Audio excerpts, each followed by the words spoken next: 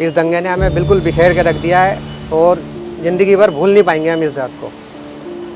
जो दर्द हमें ये मिला है, जो ये नुकसान हमें मिला है, ये चोट हमें पड़ी है, इसको हम ज़िंदगी भर नहीं भूल सकते। किसी का घर उजड़ जाए या किसी का कोई हो जाए कुछ, जैसे औलाद ख़त्म हो जाए, घर ख़त्म हो जाए, तो आदमी कैसे तड़पता है।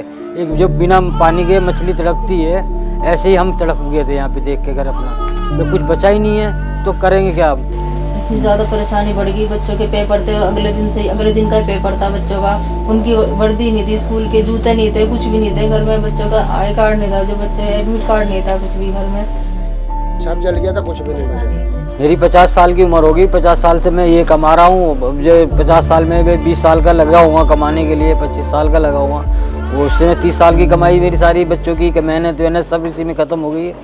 उत्तर पूर्वी दिल्ली का मौजपुर इलाका अब पहले की ही तरह सामान्य होकर अपने धुन में चल रहा है। सड़कें हर समय गाड़ियों से भरी रहती हैं, चारों तरफ हॉर्न का शोर सुनाई देता है और बजबजाते लंबे नाले से लगातार दुर्गंध आती रहती है। ज़्यादातर बिहार और उत्तर प्रदेश से आए लोग यहाँ की संकरी गलियों से किसी तरह अपने जीवन की गाड़ी खींच रहे हैं। ऊपर से देखकर ऐसा नहीं लगता कि एक साल पहले यहाँ हिंदुओं और मुसलमानों के बीच सांप्रदायिक दंगे हुए थे, लेकिन इससे पीड़ित हुए लोगों की दास्तान इस शोर में भी सन्नाटा पसेर देती है। करीब 25 साल पहले मोहम्मद रफ़ी के पिता ने ये दुकान उन्हें गिफ्ट में दी थी, जिसमें रफ़ी पुराने कपड़ों का व्यापार किया करते थे। ये एक दुकान ही उनके और उनके भाई के परिवार की आजीविका का एकमात्र जरिया थी, लेकिन दंगे ने एक ही झटके में उनका सब कुछ खत्म कर दिया। लगभग 2 से 2:30 के बीच का टाइम होगा, मेरे पास फ़ोन आया कि आपकी दुकान में आग लगा दी गई है।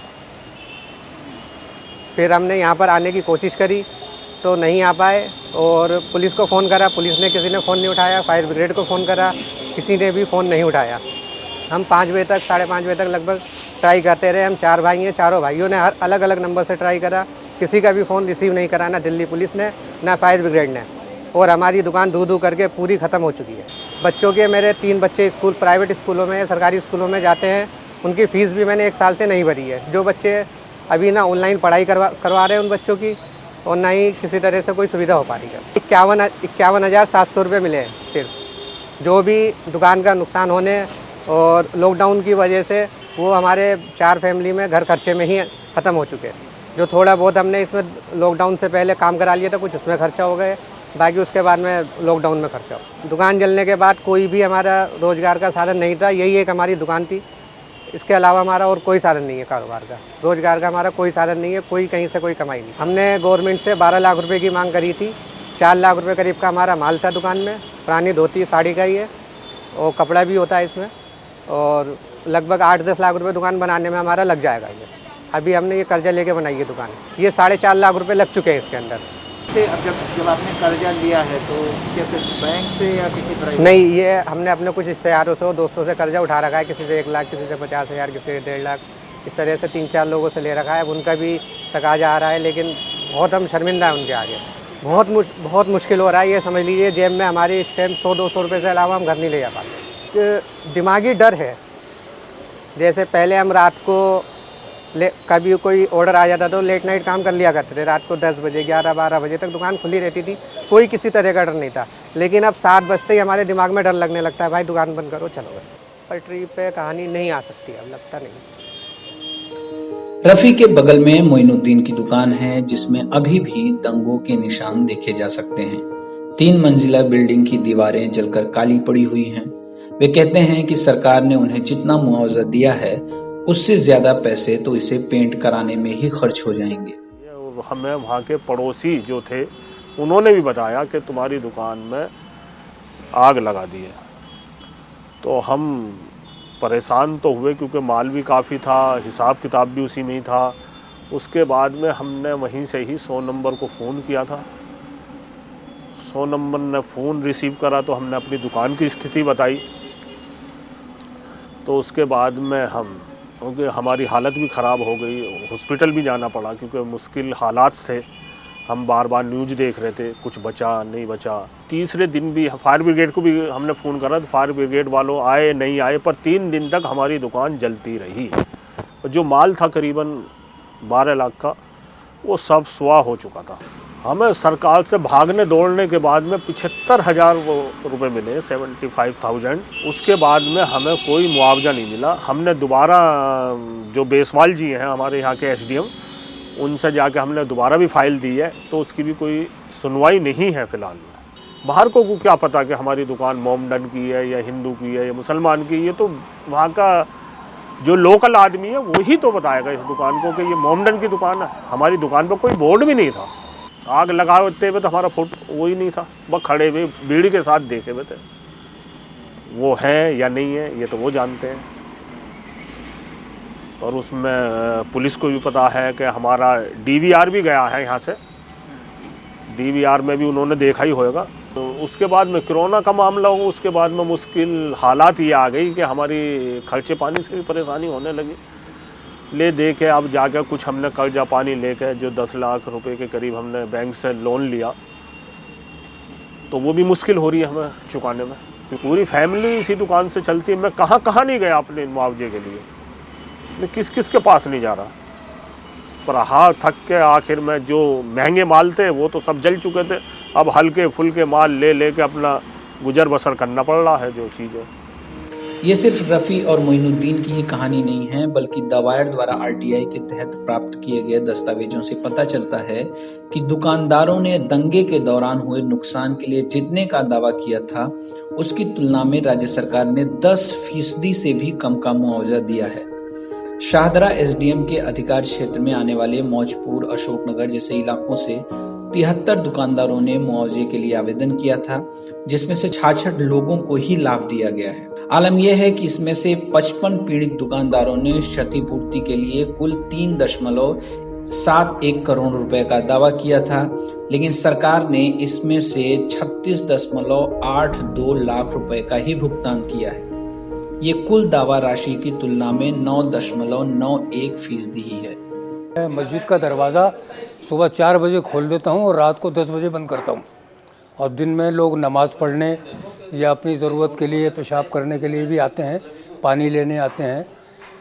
तो इस तरीके से जब 1 बजे का टाइम था तो ऐसा पता चला कि झगड़े हो रहे हैं, फिसादी लोग, झगड़ालू लोग जो है हमले कर रहे हैं, मार कुटाई हो रही है। तो फिर उसके बाद हमने कहा चलो अभी तो गेट खोले रहे हैं, कोई बात नहीं है। हमने 5 मिनट पहले 1 बजे से गेट बंद कर दिया एहतियाती तौर पर, एज प्रिकॉशन, कि भाई कोई यहाँ पर हंगामा ना हो जाए। बस इतनी देर में पथराव शुरू हो गया।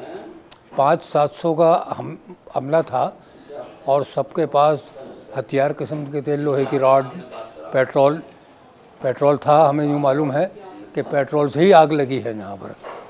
और मोटरसाइकिल इमाम साहब की जलाई और एक कार जलाई, ये सब हुआ।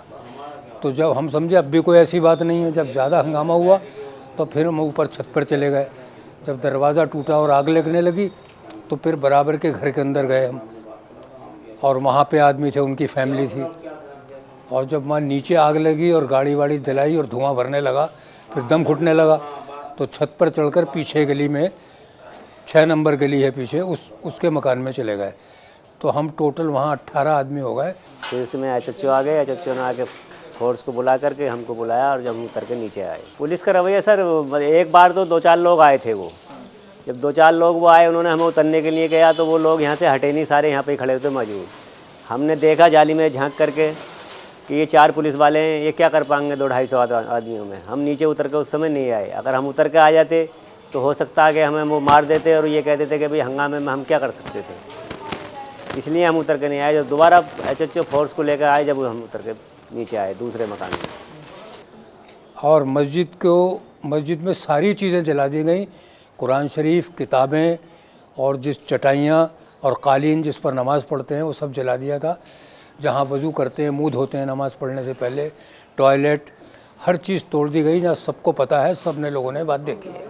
सरकार, जो लोग एसडीएम वगैरह ने दौरा किया था, उन्होंने ये कहा था कि पीडब्ल्यूडी वाले जगह को बनाएंगे, इसलिए हम आपको कुछ नहीं दे सकते।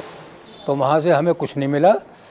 लेकिन आज तक पीडब्ल्यू में से कोई भी नहीं आया, किसी ने आकर पूछा ही नहीं, मतलब कि क्या तकलीफ़ है, क्या बात है, परेशानी। ये यहाँ का काम जो है, जिन्होंने इस मस्जिद को बनाया था, हाजी रफ़ीउद्दीन साहब, जाफराबाद में रहते हैं, वो अपने ज़ाती खर्च से उन्होंने इसको पहले काम कराया था। उसके बाद जो है अब और दूसरे लोग मिलकर इस काम को करा रहे हैं। दिल्ली की केजरीवाल सरकार का दावा है कि वे पीड़ितों को पर्याप्त मुआवजा दे रहे हैं, लेकिन इन परिवारों की सुध कौन लेगा जो दर दर की ठोकरें खा रहे हैं। हमें पता कॉल गई कि यहाँ पे आके हमारे मकान में आग लगा दी, और हम अगले दिन आए फिर यहाँ पे, यहाँ देखा तो सब कुछ जला हुआ था, कुछ भी नहीं बचा था। क्या क्या नुकसान हुआ? पूरा ही ख़त्म हो गया, कुछ भी नहीं था। जो शरीर पे एक जोड़ी कपड़े थे वो उसी में थे हम तो, बाकी पूरा घर में सब चीज़ थी। बाइक भी थी, लड़की का जेवर भी था, घरवाली का भी था, और बच्चों के सारे पूरे डॉक्यूमेंट थे। पूरा मकान ही था। मतलब नुकसान तकरीबन 10 लाख रुपए का। और कितना सरकार से मिला? कि दिल्ली सरकार ने दिया 2.5 लाख रुपए। उसी 2.5 लाख में हमने अपनी छत इसमें सही छत करवाई सब है, सभी सही वगैरह कराया। करवाया, तो 2-4 सामान की जरूरत थी, ये भी कपड़े बर्तन वगैरह जो खरीदे, सारा ही सामान नए सिरे से दोबारा घर बसर करना शुरुआत है। करनी पड़ी है। जीरो पे ला के छोड़ा था, बिल्कुल 0 पॉइंट पे ला के छोड़ा था। मतलब ऐसा कर दिया, जिंदगी भर नहीं भूल पाएंगे हम, ऐसा हमारे साथ करके छोड़ा। बचपन से बच्चे चीज़ें रखते हैं, पता नहीं क्या क्या चीज़ें संभाल के रखते हैं। हम भी अपने अपने बचपन से क्या क्या चीज़ें इकट्ठे करके रख रखी थी। कुछ मतलब कुछ है ही नहीं, कोई पुराना डॉक्यूमेंट मांगने लगे हमसे। अब जो ये दिखा रहे हैं आगे दिखाने पड़ेंगे, तो हम कहाँ से दिखा देंगे? कुछ भी नहीं बचा हमारे को।